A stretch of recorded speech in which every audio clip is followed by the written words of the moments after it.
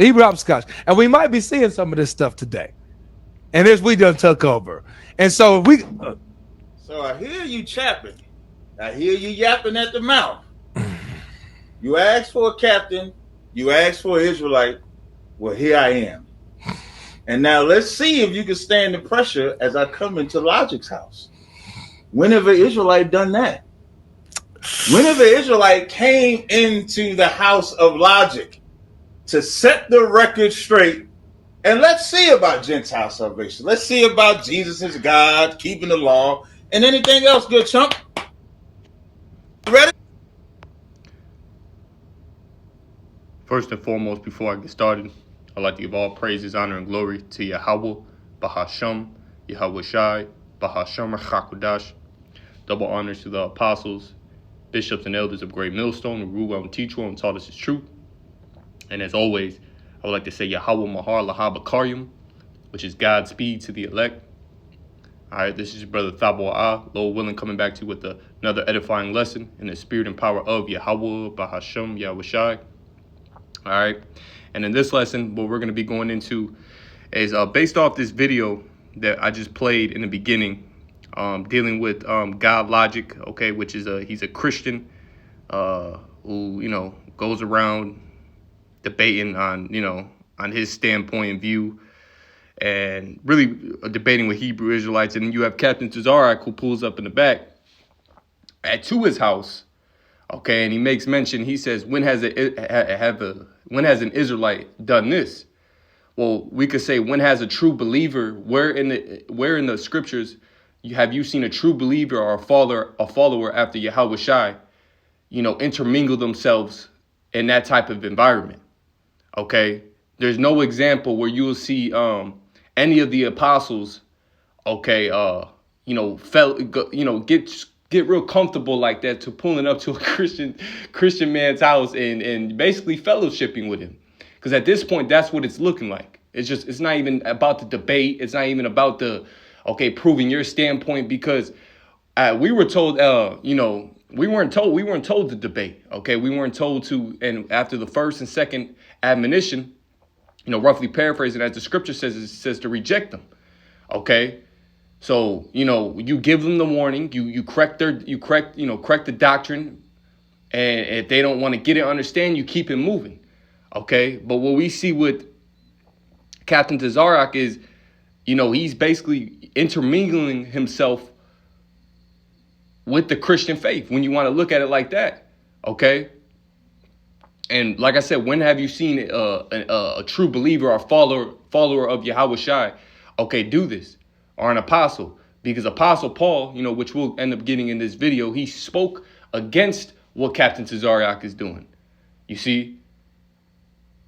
Let's start with, this is John chapter 4 and verse 23 and verse 24. It says, "But the hour cometh, and now is, when the true worshipers shall worship the Father in spirit and in truth. For the Father seeketh such to worship him," right? The true worshipers, the ones who are actually following after Yahweh Shai. Okay? Yahweh Shai even said it, "My sheep hear my voice and they follow me." The one is true followers. Okay? And we know, according to Revelation, the 19th chapter and the 10th verse, that Yahweh Shai is the spirit of prophecy. All right, this is Revelation chapter 19 and verse 10. It says, "And I fell at his feet to worship him. And he said unto me, See thou do it not. I am thy fellow servant and of thy brethren that have the testimony of Yahweh Shai. Worship God, for the testimony of Yahweh Shai is the spirit of prophecy." All right, and what we were commanded to do, we were commanded to be on watch. Okay, we watch. We, like the scripture says in 2nd Ezra, the 9th chapter, measure out the time diligently in itself. We see what's going on in the world, okay, and we measure it up with what the scripture says. And then we go out and some men prophesy, and we prophesy, and we teach about, the good news, okay? But we were commanded to watch, you see? And we see that Captain Zark, and not even just them, the whole ISUPK in itself, not only you could say IUIC, you could throw all these other camps in there, they're blowing the uncertain sound, as Apostle Paul spoke about. Okay, when you get 1 Corinthians, the 14th chapter, and we could start at the 6th verse, it says, now, brethren, if I come unto you speaking with tongues, what shall I profit you, except I shall speak to you either by revelation, or by knowledge, or by prophesying, or by doctrine? And even things without life-giving sound, whether pipe or harp, except they give a distinction in the sounds, how shall it be known what is piped or harped? Right, it has to be in distinction. Now I want to go into this word distinction. And let me do this real quick.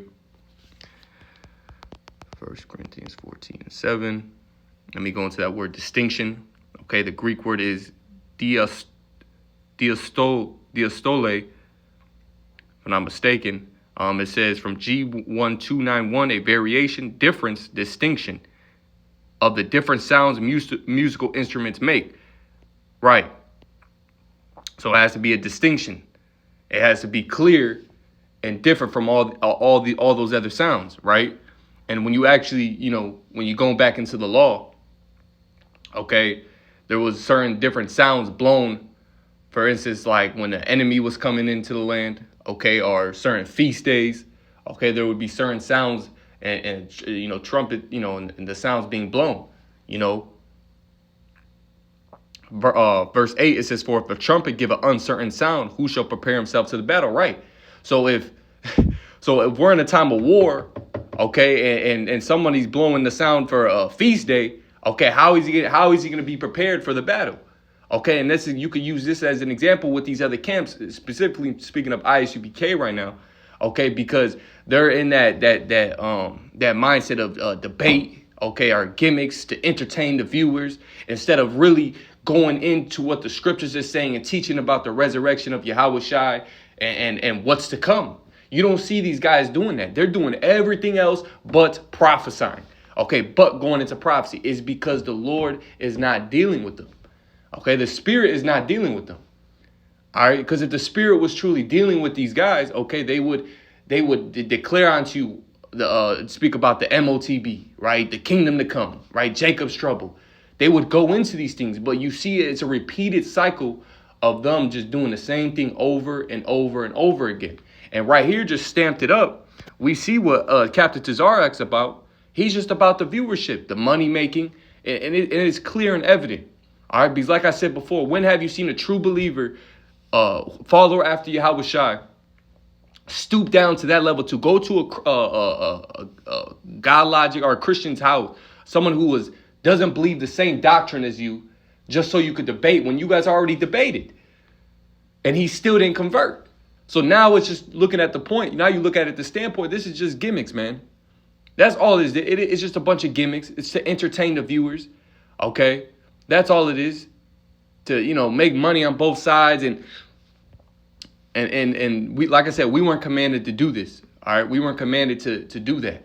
Okay, and we're not in the time to be debating. Okay, remember the scriptures say, "Cast not thy pearls before swine," and there's other scriptures that speak about if they don't get it, you move on. Okay, but Apostle Paul, he spoke on this. In a couple instances where I'm gonna grab 1 Corinthians. I'll grab 1 Corinthians. 1 Corinthians 6:14. I'll start right there. Okay. Let me see. Salakia. 2 Corinthians. Salakia. 2 Corinthians chapter 6 and verse 14. It says, "Be ye not unequally yoked together with unbelievers. For what fellowship, right, hath righteousness with unrighteousness, and what communion has light with darkness?" It says, "And what concord had Yahweh Shai with Belial, or what part hath he that believeth with an infidel?" And what is an infidel? Someone who's unbeliever, faithless, or who believes in another doctrine. Okay, now I want to read this in the NLT, and I'll get some information on ChatGPT on this. So this is 2 Corinthians chapter 6 and verse 14 and 15 in the NLT. It says, "Don't team up with those who are unbelievers. How can righteousness be a partner with wickedness? How can light live with darkness? What harmony can there be between Yahweh Shai and the devil? How can a believer be a partner with an unbeliever?" Right. How can it? Right. Because the scripture saying Amos 3 and 6, "Can two walk together except they be agreed?" Okay, you have two people. You're teaming up with someone who's an unbeliever. You believe. Say this as you believe in Yahweh Shai. The other one believes in. Okay, the other one believes in another God, right? Y'all have two different missions, and your two goals are different because one believes in the other, and the other one believes. So you're not. It won't. Right? Can two walk together except they be agreed? No, they cannot. Two can't walk together if they don't agree. Okay. But now I got some information in the chat GPT, dealing with 2 Corinthians 6:14. It says, Paul said, do not be equally yoked with unbelievers in 2 Corinthians 6:14, because he was addressing a real spiritual danger that the Corinthian church was facing. Here's the clear, full explanation. Why Paul said this. The Corinthians were being influenced by false teachers. Corinth was full of pagan temples, idol worship, philosophers, and spiritual gurus, false apostles claiming to represent Yahweh Shai. Some believers were starting to mix Christian faith with pagan practices and teachings. Paul saw this as spiritually dangerous. You see, so it says some believers were trying to mix the customs and of the faith with pagan practices and teachings, and that's including being around other non-believers. Okay, it's like that unity doctrine, right? We all can come together even though we don't agree. That's basically what Captain Cesariak is presenting. That okay, well, you put the doctrine to the side, and we could come together and we could set up a debate like that. No, man. But this was certain men in the Church of Corinth was doing. And there was another account, okay, when you grab 1 Corinthians 15 chapter in the 52nd verse, and when you deal with this chapter, you have a lot of Israelites in this chapter who basically were saying the resurrection wasn't true. Okay, there's no life after death, and certain things like that. Unbelievers. And Apostle Paul had to correct the doctrine. He had to correct what they were saying, because you had a lot of unbelievers who were presenting these things, and then you had certain men who were coming around and basically intermingling themselves with those unbelievers. So Apostle Paul said this. Let's grab it. Bad company corrupts good manners. This is 1 Corinthians chapter 15 and verse 33. It says, be not deceived. Evil communications corrupt good manners.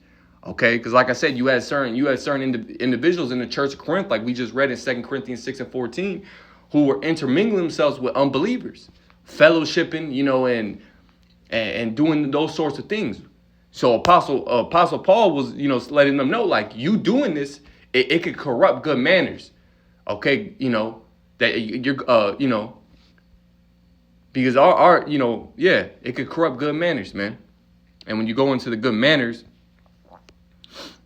that word manners, it says a way in which a thing is done or happens, a demeanor, a person's outward bearing or behaving towards others, right? His conduct, okay, or his mission. Let's just say his mission. It could throw you off track, okay?